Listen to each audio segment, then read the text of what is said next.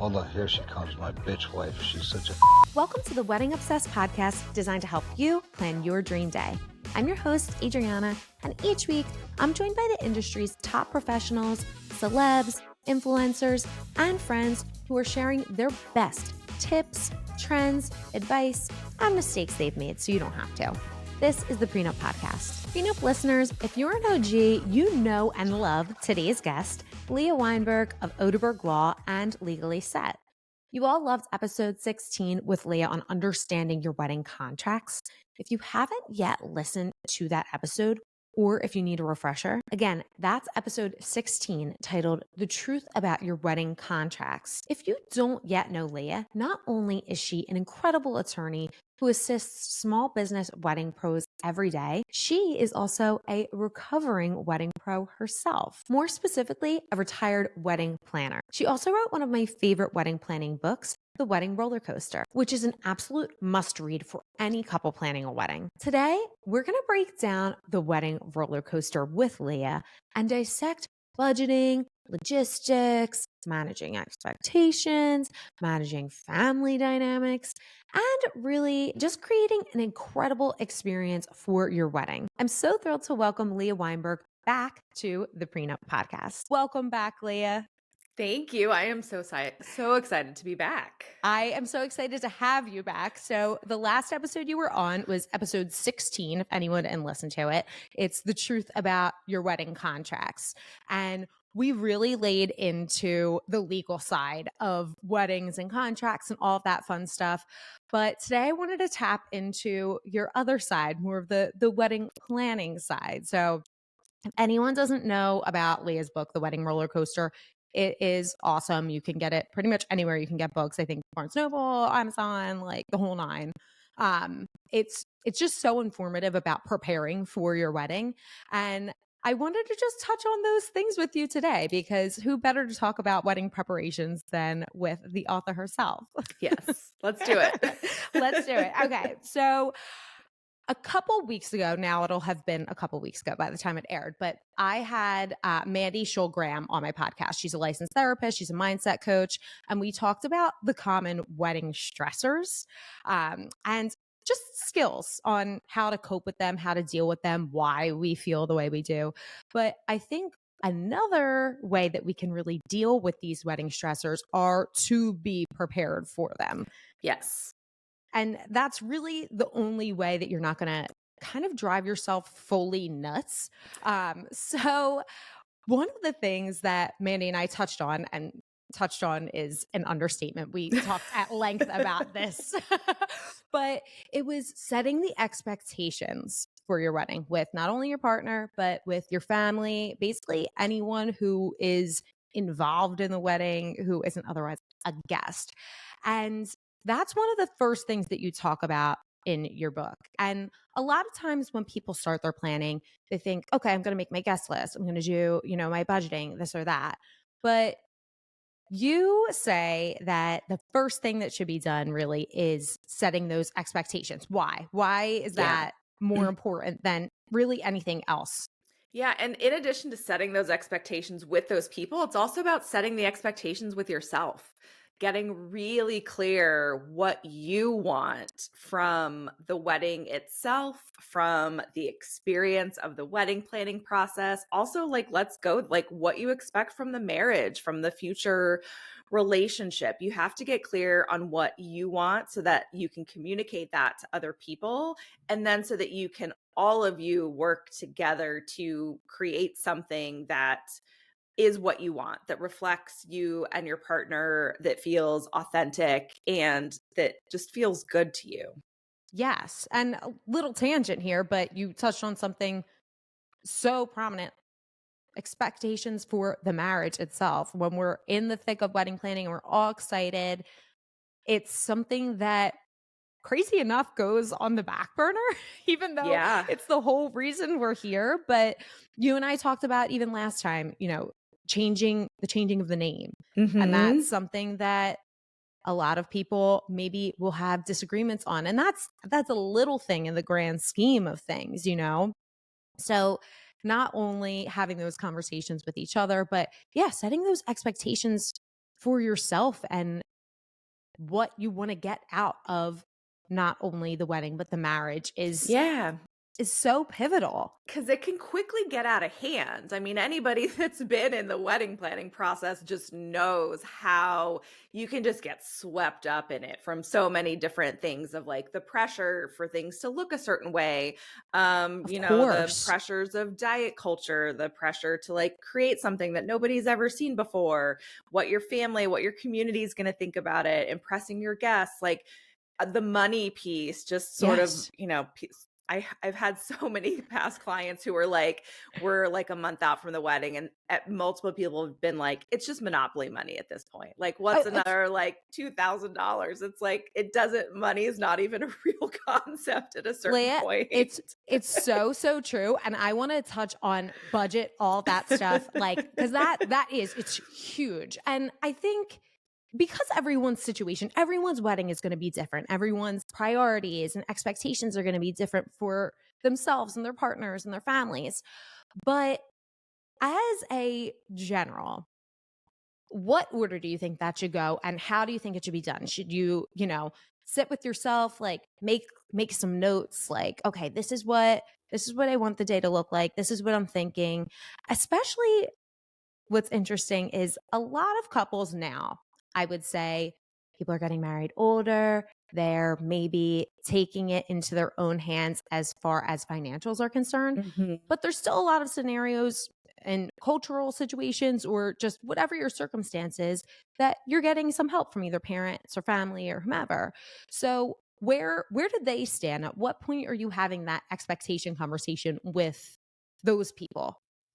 Yeah, it comes pretty early on. It needs to come pretty early on because otherwise you could get surprised about things. I mean, one of the stories that I tell in the book was a couple who had a vision for their wedding. The bride was Jewish, the groom was Indian. And so from the very beginning, our conversations were always like, we want to craft a ceremony that that blends both cultures, has the different traditions, all of this stuff. And neither of them were particularly like religious. They were doing it more from like a cultural and like honoring their community type, from standpoint. And a few months, like we were moving forward with everything. We booked the venue. We were like several months into the planning process, and I get a call from the bride, and she's like, we have a problem.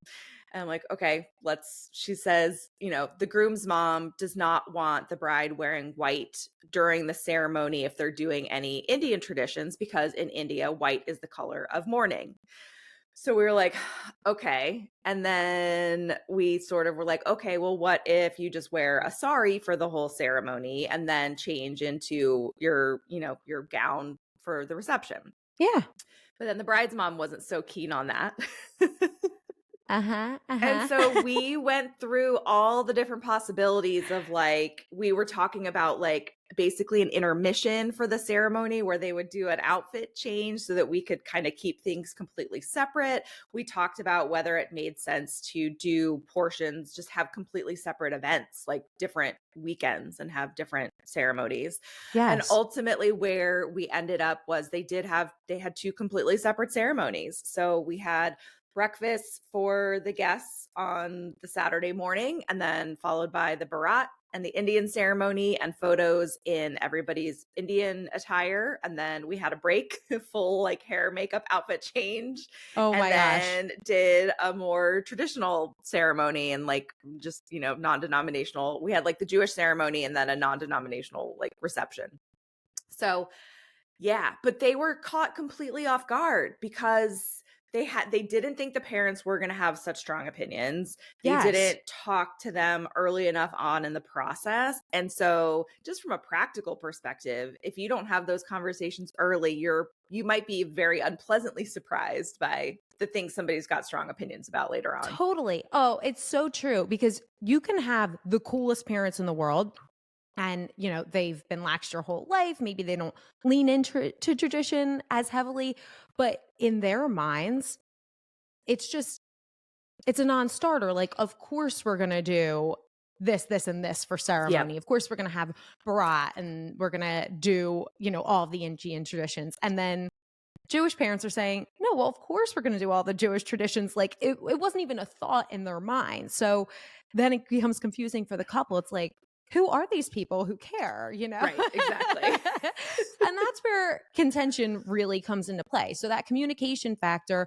like first thing up front, I agree with you. I think it has to happen before anything, because the couple might be saying, yeah, we want to just do our immediate family. And mom and dad are like, well, what about all your cousins, aunts, uncles? Oh, Like, yeah. That becomes a thing too, like size of guest list and who's invited and all of that stuff. Yeah. totally. So before guest list is even made for, because, you know, people get mad at me, but like there are parent guest lists too. And sometimes they'll have family friends or people. And sometimes that's okay with the couple. And sometimes the couple's like, whoa, whoa, whoa.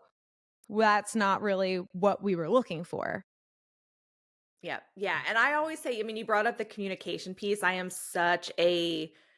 will just talk all day long about how important communication is and how much I believe that open, honest, early communication can solve so many problems and prevent so many problems. And Leah, by the way, like unrelated, but in life as well, you Yeah. know, Oh, like 100%. Yes. in every facet of life. And, you know, I should probably practice what I preach, but yeah, in your wedding planning, it will make a huge difference, because it is this, it's this one day, and we kind of look at it as this like precious flower of this perfection that we want to just bask in and have everything go right. And like reality, not everything's going to go right, but everything's going to be a lot more fun and enjoyable and loving of an experience if we have that communication piece up front. Absolutely. And just talking about, you know, those expectations, there's so many lovely people on the internet who like to preach things like, you know, it's your day and you just do what you want. It doesn't matter what this person, that person is. And in a perfect world, yeah, absolutely. But, you know, I live in reality. Welcome. And it's not always the, the case. and, and, you know, if you are having, and tell me if you agree with me, because I know not everyone does. I've heard the brunt of it online. But if you are hosting any kind of event where any guest is invited other than you and your significant other, considerations have to be put into place. Like, you can't just do whatever you want and expect people to be there and make all of these I mean, you can do whatever you want, I guess, but you're going to piss a lot of people off. And what do you Yeah. think? Yeah, no, I agree. I mean, I always would talk to my clients about like the importance of understanding why they're doing something. So like let's talk about if there's something that you're pushing like running up against that you're like, "Oh, I don't know about this." Like let's talk about why we're doing it and Yeah. understand that. And sometimes I felt like we were able to say, "Okay, let's not just feel like this is sort of arbitrary pressure to do this thing. You don't have to do it that way." And then of course there's other situations where it's like, "Well, we're hearing from family that this would be really important and meaningful to them. You know, it doesn't bother us. We're not super enthused about doing it, but because it's kind of important to family, okay, we kind of have to do that." So there's different things. And I mean, like overall, and I've heard this, like the statistics of the people like Gen Z that's getting married now, like the guest experience is super important to them. And that was always something really like hospitality is so important to me and taking care of people. And so you want to have a great experience, and beyond just some of the like traditions and what's important to people, you know, we want to make sure guests are comfortable, like thinking about accessibility, inclusivity, and all of that stuff in your wedding and who's going to be attending. Like those are also conversations that we need to have too. Absolutely. And you're not ever going to please everybody, you know, but you do at least have to think. It's funny. I saw a clip of Jove Meyer talking on his podcast, and he was talking about destination weddings, which you and I were just touched on. And I don't know if you're able to say, I think by the time this comes out, you'll be able to say that you're speaking in Zimbabwe, which is Yes. so amazing. And I'm sure I've said it on recording already, but if anyone doesn't know and follow Leah, first of all, do that. But she's the busiest person in the world. She always has a speaking engagement somewhere. Like any wedding event, she is the speaker, and it's because she's incredible. But anyway, back to my point. So Jove Meyer's talking about destination weddings, and he's saying you can't have a destination wedding where you're expecting everyone to travel, make these arrangements, and just have the wedding. It needs to be an event. You need to have a welcome party. You need to have a brunch. Yeah. And of course, you don't need to do that. But if you are setting this expectation of, hey, we're all jet setting to this country, make it worth people's while. Like if you're just hosting this one night event and you're leaving nothing to do for everyone who's come. Exactly. Yeah. Take care of people. I mean, especially depending on the location. Like if you're leaving people to like figure out if you're in some, remote place or some place where, a lot of people aren't speaking English or people aren't going to be comfortable, like don't leave them on their own to sort of like figure out where am I eating on Friday night or how do I find breakfast or whatever. Like just make it an experience for your guests and show them that you care by planning this stuff ahead. Totally, because I hear so many people say, who cares what the guests think? Well, you should. If you don't care, then you shouldn't invite guests. Elope. And that's totally great too. Like if you want to do it exactly the way you want to do it, elope. That's Yeah. Yeah. Like if fun. you don't care about what guests think, why are we having a wedding to begin with? Because you clearly do have some stake that you want this to be a more public event. Totally. Yeah. I mean, it's very ego based saying, who cares what people think and then inviting all the people. Right. What's going on here? When it comes to, the planning of the wedding and what we're going to do and how we're going to do it, budget is a huge factor. And you touched on this early. And a lot of couples get super frustrated with wedding planning because they feel like they're spending money on things that they have to, quote unquote, have to spend money on. And you reject that, as do I. And I love that you put this idea out there that you don't have to go with tradition just because weddings are a certain way.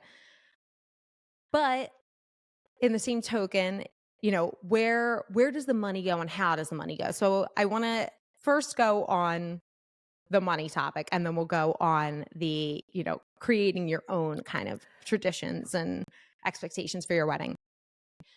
Everyone's budget obviously is going to be very different, but whether your budget is $1,000 or $1 million plus, do you have a formula or some way to help couples figure out what that budget could be? Because I think that's where people get tripped up a lot. They don't even know in what realm their budget should be.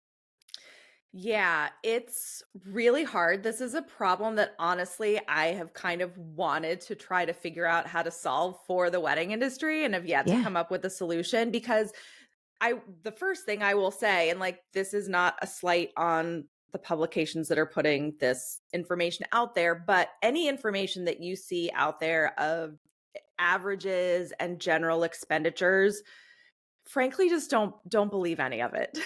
And I'm not 100%. Not to say that like those people aren't doing research and data and gathering that, but those numbers can just be so misleading because like let's take New York City. There are plenty of people you can get married in New York City for $10,000. You can get married in New York City for $100,000, $500,000, $1 million, all the way up there. And so it's like seeing some average number and using that to help figure out how to plan your wedding is just so unrealistic and not helpful. Yes. The ways that I think people can go about figuring out accurate budgets is number one, hiring a wedding planner, because that person's going to know your industry. They'll be able to have frankly, a 5-minute conversation with you, understand like your guest count, your expectations, your location, your like style, your vision, and they'll be able to say, okay, this is how much you should expect to pay for this. Yeah. Or if you feel like you don't want to commit to the wedding planner or might not have the budget for it, you're just going to have to do research and figure out what things cost. And definitely use all the free resources out there to understand all the components that you've got to price out. Because one of the things I would always tell people is that your guest count drives so much. It drives so much more than you actually think it does, because your venue has to be a size to fit your guest count. In addition to the obvious things are like, oh, the more people, the more mouths to feed with food and drink. But it's the more tables you have to rent, more chairs, the more tables you have, you're adding the flowers and the decor and the linens for those tables. So like it's going up significantly with that guest count. And I don't think folks necessarily always know that. Absolutely. I'm dealing with that right now. I have a couple who has a 450 guest count right now. Ooh, And I know. bless you. And God bless them. You make it work, you'll figure it out, but it does. It limits where you can go, what you can Yeah. do. And adding another layer to that, it kind of screws with your budget, because if you're limiting your places, then you can only go where, what am I trying to say? I can't speak today, Leah. I'm so sorry. But if there's not a lot of places that can hold 500 people. Exactly. So you are like stuck to whatever their price is, you know? You're at their mercy. You're at their mercy. You're at the mercy of those venues. Thank you for filling in the words when I can't find them, because it's early. This brain is, I'm trading it in. But no, it's so true. It's really difficult to actually get there. And what you touched on, saying, that average price, it's not realistic. And even if it was a realistic average, it's not necessarily going to be your price. So correct. That's the other thing too. Like it's so frustrating to see that, because it's not helpful. It's not helpful to anybody. It's not helpful to the people getting married. It's not helpful to the vendors who now have people expecting things to be the average price and like whatever they're located. No. Mm-mm. It's interesting to us as wedding professionals, because we get to like pick it apart and be like, it's fun. It's fun in that respect. But I always say, people don't like it, but I think that having a wedding planner is a luxury. It's not a necessity. However, it is a luxury that is going to help you tenfold, because not only is someone going to be there, if you get them early on, they'll help you to figure out what that budget is and where to allocate budget. So on top of saving yourself a lot of headache and a lot of confusion, you are, in that small investment in the beginning, you will be able to stick to budget at least better and actually be able to, figure things out. So you don't need to do it, but it certainly will help, as you said, hiring a planner. Yeah. So when it comes to what we're spending, let's get to the what. I see all these people on, TikTok. We all see TikTok, Instagram, Pinterest, and they fall in love with these ideas for weddings. And I'll always have couples say to me, what's something cool and different I can do? Like this thing I saw and this thing I saw. Like, the interesting part about what you saw is two people went outside the box and figured out something individual that worked for them, that was unique to them. And that's why it's so special. And that's why it works. So I know it's very hard. It's easier said than done to just be creative when it comes to the wedding planning process, right? But if you could give couples some advice with your wedding planning expertise, how can someone create an experience that's unique and authentic to them, rather than just a carbon copy of the cool bride aesthetic from Pinterest? Yeah, I mean, it goes back to what we started the conversation with, was kind of like expectations and figuring out what's important to you and what's important to your partner, and figuring out what makes the two of you unique. Like, what are the fun things about you, and how can you kind of use that to its fullest? My friend just sent me a video. Somebody did their table assignments based on personality types, based on the Myers-Briggs personality types, which I was like, I kind of love that. And then also that could be like, I feel like that would just be a very fascinating psychological experiment to watch all of these exact same personality types interact with each other at dinner.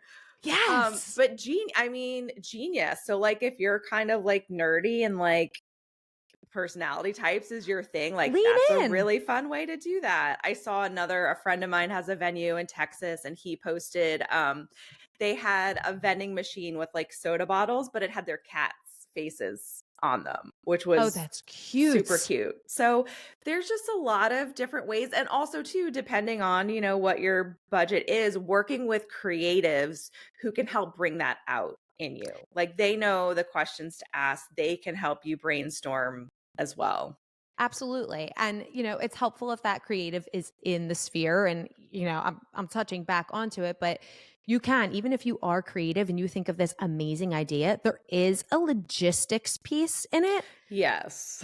that might not always work. So it's helpful to have someone there to say, and I always say, it's not whether it can be done, it's how it can be done. So And how having much it will cost how much to it will be done. cost. Is she in the budge? It doesn't work.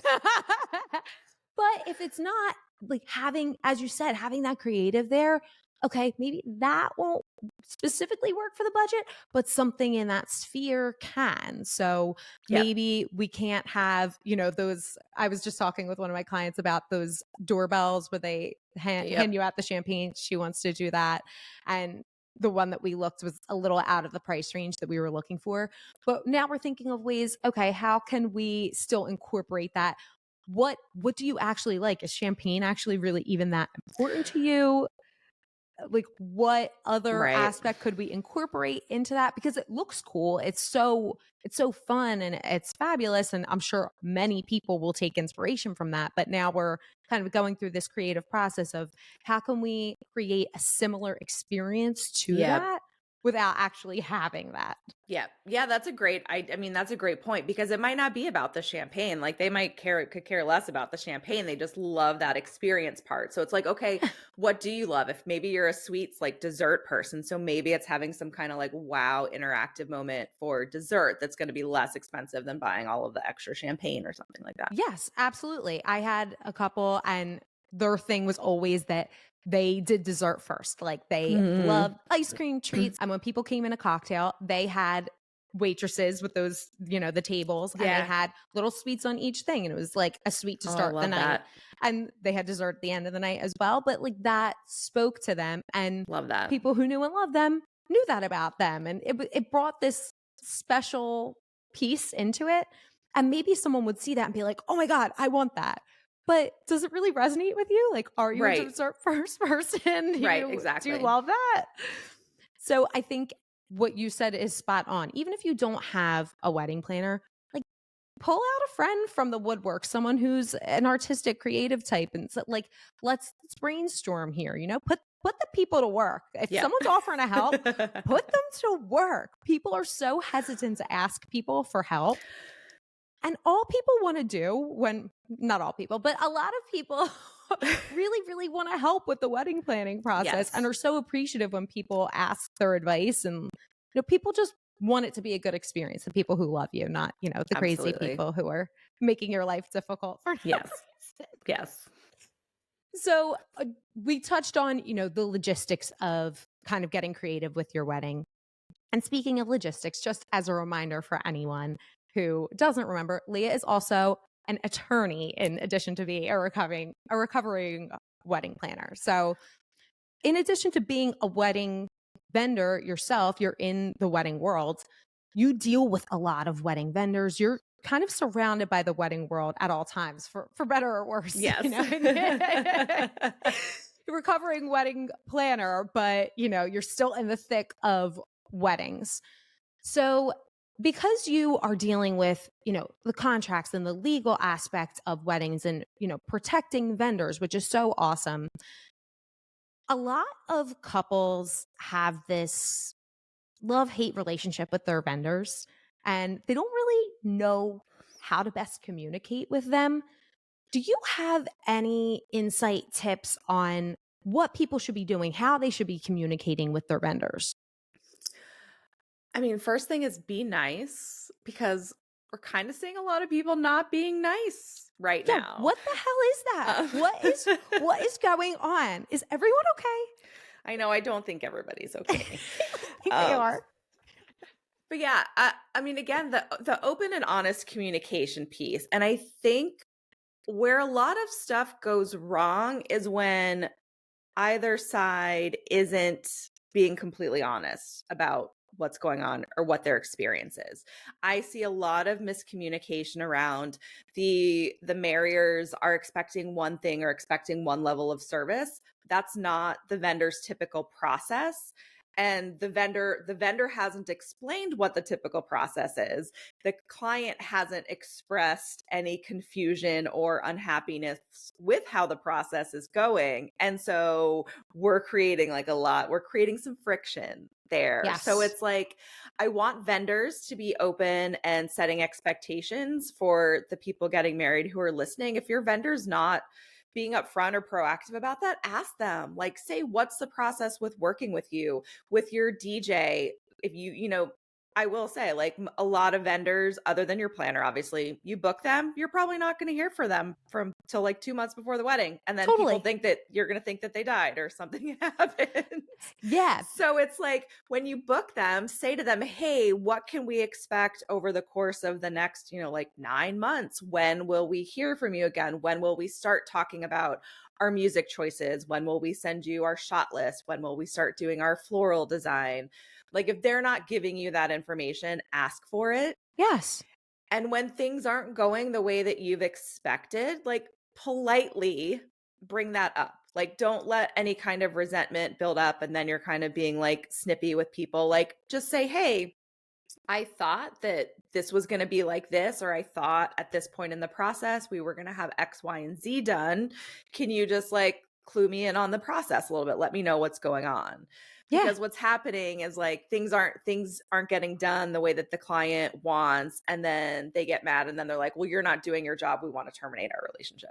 And it's like, let's talk. Let's have a conversation before we spiral to that point, please. Yes, absolutely. And for wedding vendors, for couples listening, anyone listening, maybe you're an accountant and you are an expert, like, accounting inside and out. It is second nature to you. It is not second nature to me. I don't quite understand it. So something that seems really urgent and, needs to be taken care of right now, to you might be like, oh, that's going to take me 3 seconds. Like, don't worry about that. And can be solved with if it can be solved with a simple conversation, hop on the phone, get on the email, just like, hey, I just want to relieve any of your worries. This is what that looks like. And vice versa. Like, as you said, it's just about that communication piece. And as long as you're having respectful dialect with someone, it should be kosher. I mean, unless someone's really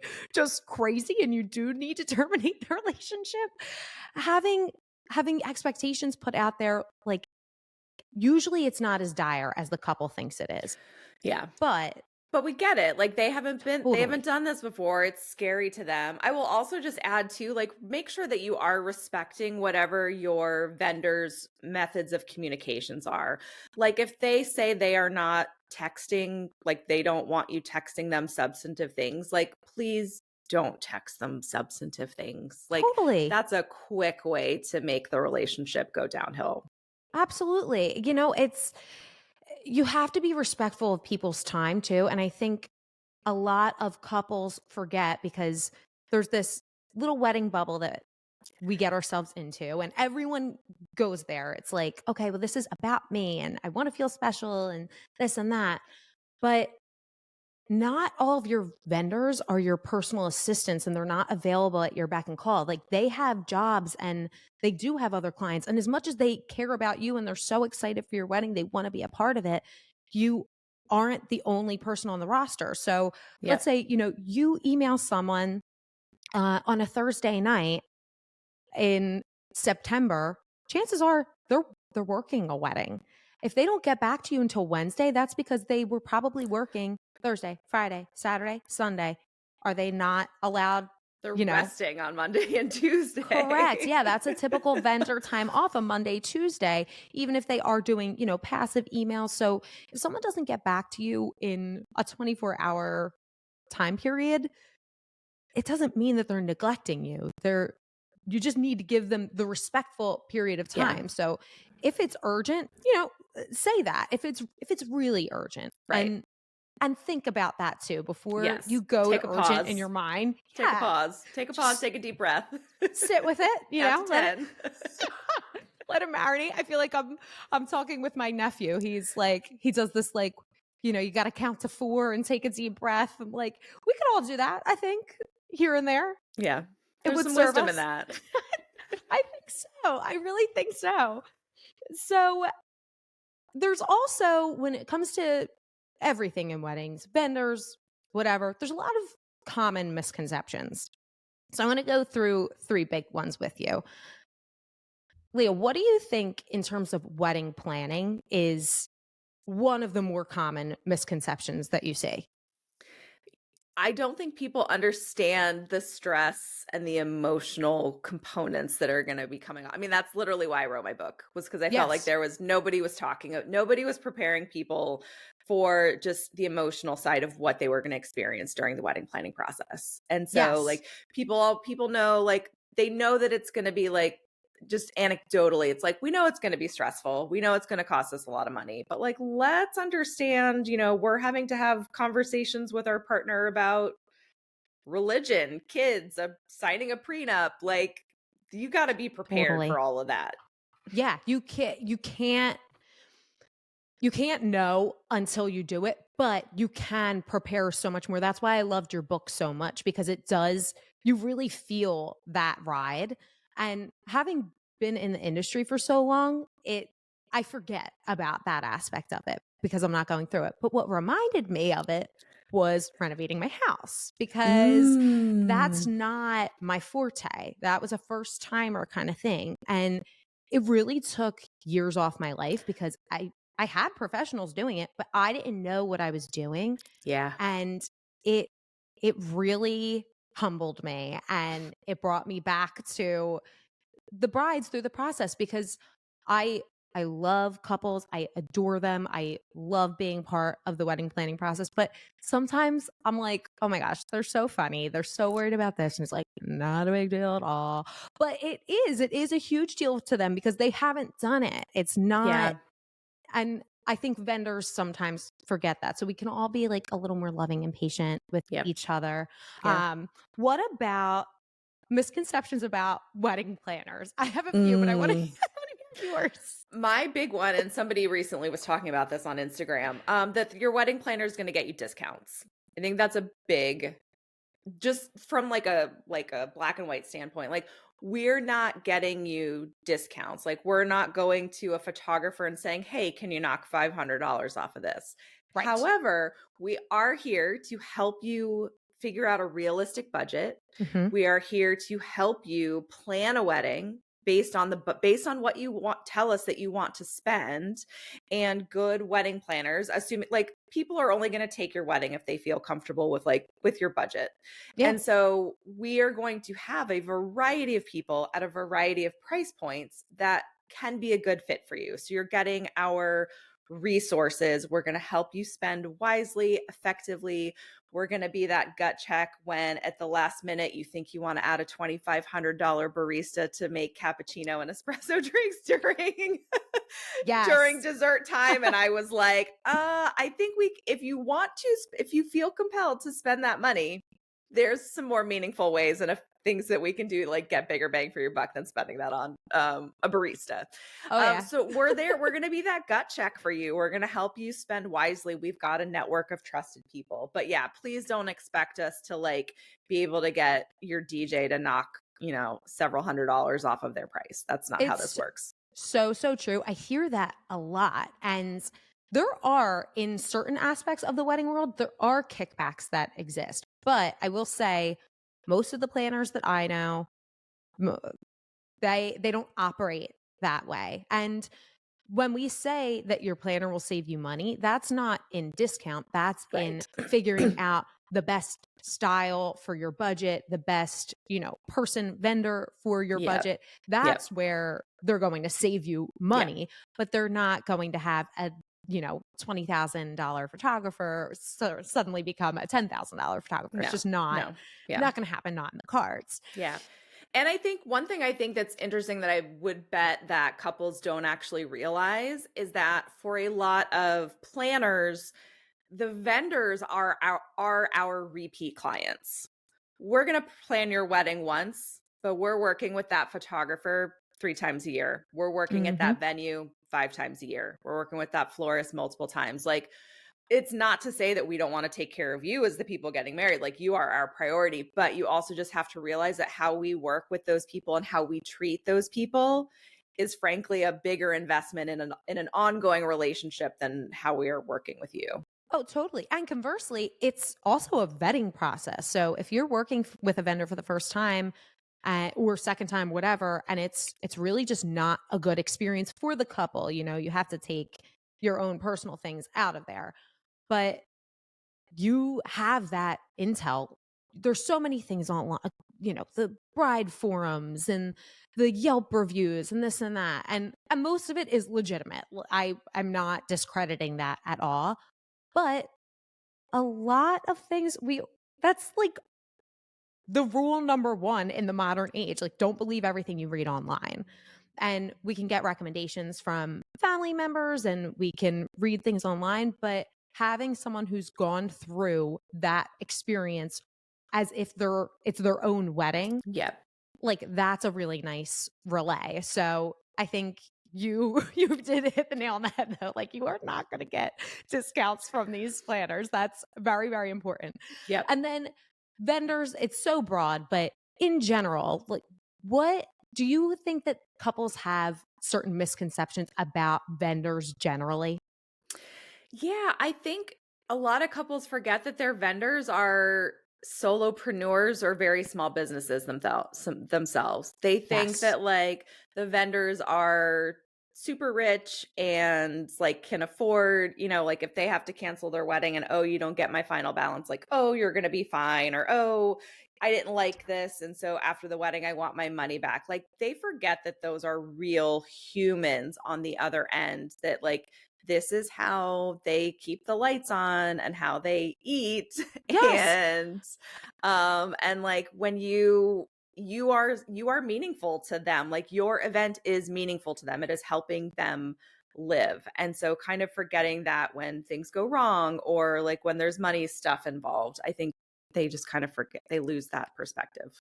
You're so right. And I think it has a lot to do with the glamorization of the wedding industry. So many people say, "Oh, it must be so glamorous." And to an extent it is, but there's also it's real life involved. And I think florists are actually the people who get the worst with Mm, this, because you are dealing with a living thing, you're the decorative process of it. And people, oh, well, I paid that florist $30,000. Like, they're good for it. Well, they had a whole team of people coming in to put installations and you lighting and pin spotting. Like, this isn't just one person who's getting $30,000. By the way, flowers are very expensive. So yes. you're not, people are not understanding that what they're paying, like, people aren't seeing, Yeah. and it's a really important point to make. And I always say, I'm team bride, but I think there's also this weird, like, idea that couples think that vendors are trying to screw them out of Yeah. something, which is very interesting. Everyone is to the same goal. So as much as I'm team couple, like, I'm team vendor too. We all have a common goal. It's like, let's have the best event possible for these people. And Yep. people, like you said, like, they're not these rich, fabulous, I mean, sometimes they are, but Yeah. they're not always these people who just have exorbitant amounts of money. They, by the way, are leaving their families and the traditional lifestyle to work all of their weekends because they love this. It's not for their health. They Yep. could go to school and, become a teacher or, whatever, and have a normal life. But they chose this really abnormal life because Yep. the weddings are awesome. They want to be a part of yours. So give them a little grace here. Come on. So, Leah, every episode now, I don't think we were doing it the last time you were on, but now we have a session called premarital counseling, and people write in their questions and queries, and I kind of hand select them based on the guest. But I did put on my Instagram story that you were coming back on, and we got a really, really fun one. Ooh, So, nice. yes. So, I want to hear your advice on this. And usually we change the name, but Maria said we could use her name. So, we're going to use it. So, this is from Maria. Hi, Maria. She says, "Hi, September 2025 bride here. I love the prenup and loved your episode with Leah Weinberg. It was actually how I found the prenup and have Mm. listened to every episode since.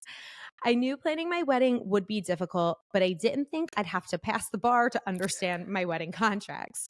3 out of the 3 vendors that I booked had contracts that I thought were kind of overkill.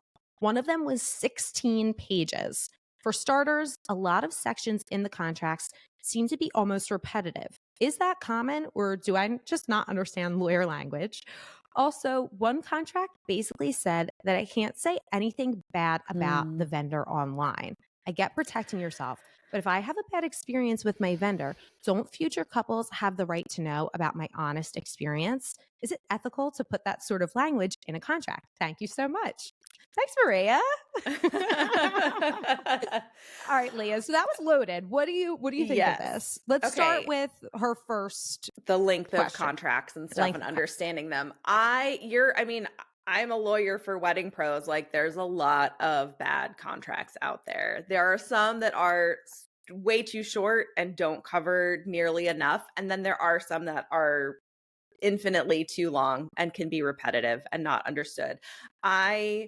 I am a proponent of having a thorough and detailed contract, but it needs to be readable. It needs to be broken up into sections so that it makes sense as to what is happening. And so, as somebody getting married who's reading these, make sure you're asking questions.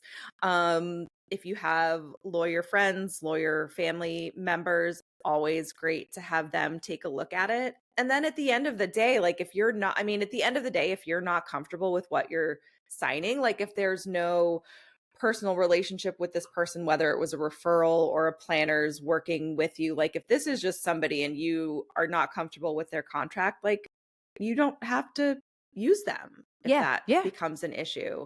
But yeah, I want you to make sure that you do need to understand what you're signing, because there's a big responsibility that comes with hosting a wedding that I don't know that everybody really appreciates. And so it's like a financial responsibility. You are essentially creating the environment that your vendors are going to work in and that your guests are going to attend a party in. And there's responsibility that comes along with that. And so I want you to understand what you're signing and like what liability and what risks you're taking by hosting this wedding. But yeah, I feel your pain. Like there's a lot of terrible contracts out there, and I'm on a mission to help everybody fix them. Yes, Leah.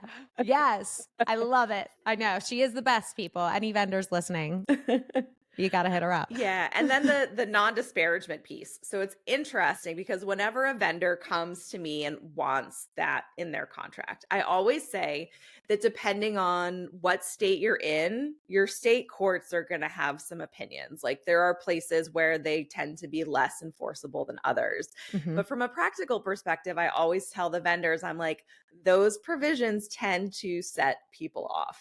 Oh yeah. Because they had the exact same reaction that Maria had. Like, wait, so if I have a bad experience with you, you're telling me that I can't share factual things. So I personally, as a lawyer, I don't love them. Mm-hmm. Because if somebody has a bad, like, I know what they're trying to prevent. They're trying to prevent somebody who's unreasonable. There was a miscommunication, a misunderstanding, and like things went very wrong. And so that then the couple's going to go and post something really nasty on social media that's embellished, that's emotional, that's like not reflective necessarily of the facts. That's what the vendor is worried about. Yes. But I don't necessarily think that those non-disparagement clauses are the best way to go about dealing with that. Yeah, I agree with you. It comes back to your original point of communication, because anyone listening, with your wedding vendors, even if you come to really hate one of them, like in your mind, they did you dirty, having the conversation with them will be so worth it, because truly, if you are a compassionate person, like having your heart, a bad review could wreck someone's business. And if you're just heated and you're pissed off and in the moment you get type happy, think about the consequences that are related to that, because once you put it out there, you can't take it back. If you really have a gripe with someone, call them up and be like, yo, what the hell was that? Why I'm so upset by this. This is not what we talked about. You're allowed to be upset. And if they are doubling down and they really are being a Right. jerk, then it is what it is. The bad review is going to come out and people are going to see their true colors regardless. But the disparagement thing, it's so funny. I worked for a venue years ago that had that in there. And the reason that they had it, and I tried to refrain from explaining contract to people, but people always had a gripe with that portion of it. And I would say, look, there was an incident years ago, and there was one of these like bridal forums, and they ended up putting like people who worked at the venues, their addresses out there. There were like death threats to people. It was really, it got really dark. So they had this ironclad contract, and it was very, very protective of the venue. But I got it. And most people who really wanted to get married, they were like, I get it. I see where that's coming from. And at the end of the day, like the way it was set up, it was, you can't really prevent someone from writing a bad review as long as it's honest. It's more like, this person's a piece of shit, like whatever, and like giving personal information, that's where you can get into trouble. But if you said, I paid this person for a service and they did not show up, that's quite factual. And it's not disparaging. I mean, you tell me if I'm wrong. You're the attorney. I am definitely not. But like if that occurred and that disparagement clause of the contract was in there, would I be in trouble legally if I said they didn't fulfill their end of the service? Yes, because the key is that disparagement is different from defamation. So defamation is when it's false. Disparage is just negative, anything negative really. So like it is preventing you from sharing a factual negative experience. That's why that provision can be such a problem. Defamation is illegal regardless of what your contract says. So if you're out there lying about somebody, then that's defamation and that's against the law. And that's what I always tell people too, is that like you're protected against defamation by default at law. It's the disparagement that takes it to that, well, you can't leave a negative review even if I did something bad.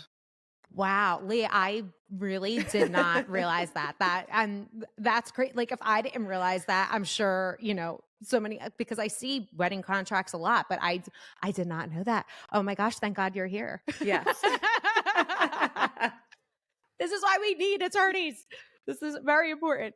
All right, Leah, I have you for a couple more minutes. So, and thank you, Maria, and best of luck on your September 2025 wedding. But before I let you go, we always do an after party. We did it the last time you were here. So I switched up the questions for you. We're going to do a new after party, just special for Leah. Are you ready? Yes. Okay, awesome. So first question for you is, what is the best wedding venue that you've ever been to? Oh, wow. That's a good question. I mean, I will say my two favorites, because now that I'm out of the industry, I feel like I can say my favorites. So Totally. 501 Union and 620 Loft and Garden in Manhattan are 501 Union's in Brooklyn and 620 Loft and Garden in Manhattan is one of my favorites. I got to do a Christmas time wedding there, and like we just got to like look over the edge and watch the Saks light show and stuff. It was really cool. It was one of those like quintessential like New York City experiences. It was really cool. It sounds so elegant. Oh my God, that's fabulous. All right, question number 2. If you could replace wedding cake as the standard tradition with something else, what would you replace it with? I like cake pops. I think I have cake pops on the mind because I was just at an event that had had a really fun like cake pop like cart display. So like I feel like that's on my mind right now. They're very cute, and I love anything handheld. Like cake is just so impractical with the cutting and the whole nine. It's like, let's just, I don't know. I could do without cake. Yep. Leah, what song do you never want to hear again at a wedding? We Found Love by Rihanna. Or I Found Love by Rihanna.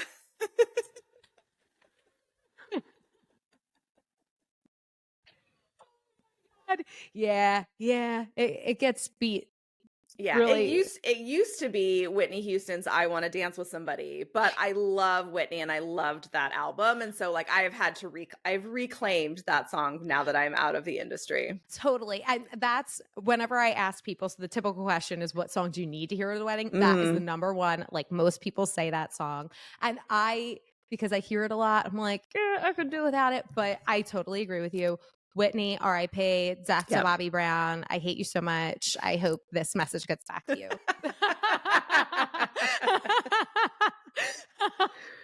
And Leah, what is one of your favorite wedding planning tools for couples? So I was thinking about this question and I'm going to go in a different direction than you might be expecting. Okay.